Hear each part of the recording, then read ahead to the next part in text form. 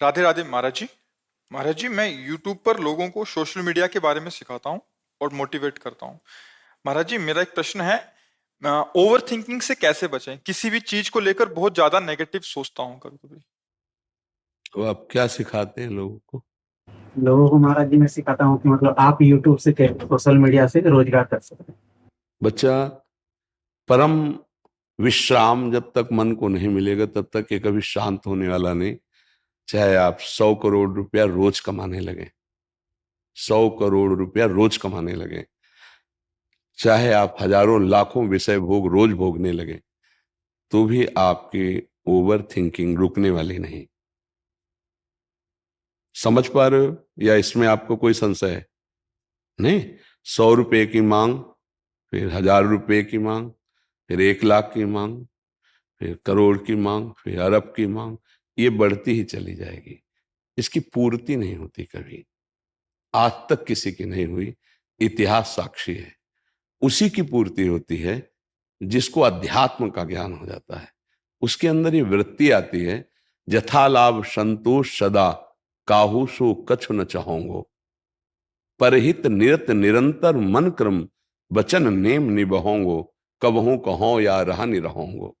जिसमें हम अपने विचारों पर शासन कर सकते हैं, हम अपने मन को शांत कर सकते हैं। वो रुपया नहीं होता, वो भोग सामग्री नहीं होती, वो अध्यात्म होता है। आप इस बात को स्वीकार करते हैं?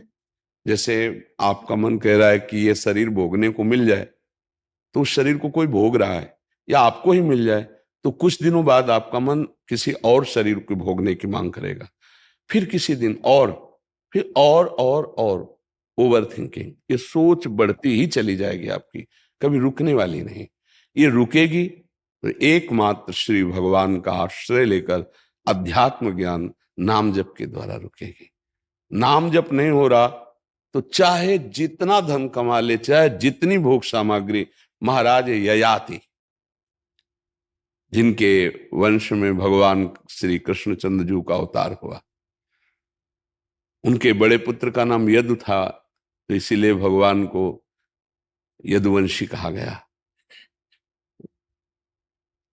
उन्होंने अपने जीवन का परम पावन समय भोग में लगाया। भागवत में उनका चरित्र है, महाभारत में चरित्र है। उनको पत्नी रूप में जो मिली वो बहुत परम पवित्र, अप्सराओं को भी मोहित करने वाली परम सुंदरी देवयानी जी, भगवान शुक्राचार्य जी की पुत्री थी। वो संयोग बना ऐसा कि उनको वो प्राप्त हुई, और बहुत ही गंभीर और सुंदर दासी रूप में उन्होंने वृषपर्वा की पुत्री शर्मिष्ठा को स्वीकार किया। शर्मिष्ठा से भी पुत्र हुए, देवयानी से भी पुत्र हुए। बड़ी कथा है, मैं सारांश में केवल बता रहे हैं। देवयानी की शर्त थी कि आपने मुझे स्वीकार किया है तो मैं सर्व सुंदरी हूं और सर्व पूज्य हूं। ये केवल वास्तविक ऐसी ही स्थिति। मैं तुम्हें पत्नी रूप में प्राप्त हुई हूं तो किसी की तरफ आंख उठा के नहीं देखोगे, ये शर्त।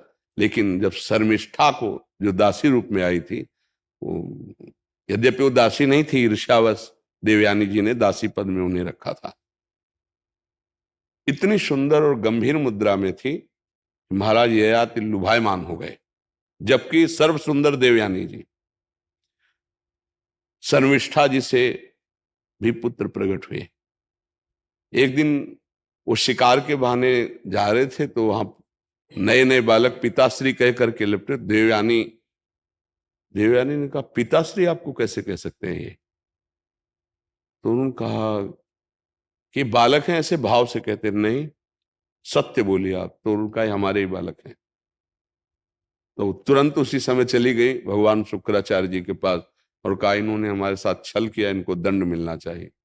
महाराज ययाति जब सामने गए तो उन्होंने कहा, जाओ, तुम इतने काम मोहित हो रहे हो तो जरावस्था को प्राप्त हो जाओ, वृद्धावस्था।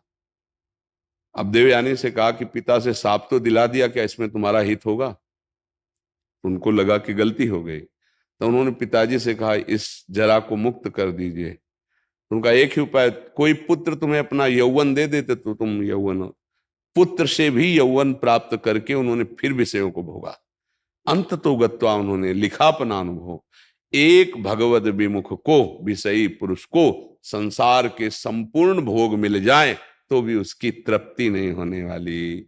ओवर थिंकिंग पर ब्रेक लग सकती है तो भगवान का आश्रय और भजन से दूसरा कोई उपाय नहीं। चाहे कुछ भी मिल जाए वो सोचता ही रहेगा, क्योंकि मन को विश्राम देने की एकमात्र क्षमता श्री भगवान में है, भजन में है। तब लगी कुशल न जीव को, सपने हो मन विश्राम, जब लगी भजत न राम को, शोक धाम तज काम। भगवान का आश्रय, सत्य शास्त्रों का स्वाध्याय, संत महापुरुषों का सत्संग, उसका जब मनन हम करेंगे तो हम जैसी भी स्थिति में उसमें प्रसन्न होना सीख जाएंगे। यही समस्त कामनाओं को नष्ट कर देगी स्थिति।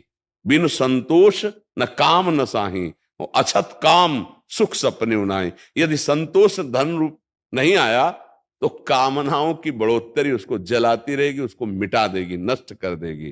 तो ओवर थिंकिंग से बचने के लिए भगवान का आश्रय, सत्संग और नाम जप, ये तीन बातें यदि जीवन में आ जाए तो बहुत आनंद आ जाएगा, मन प्रसन्न रहेगा, विश्राम को प्राप्त हो जाएगा।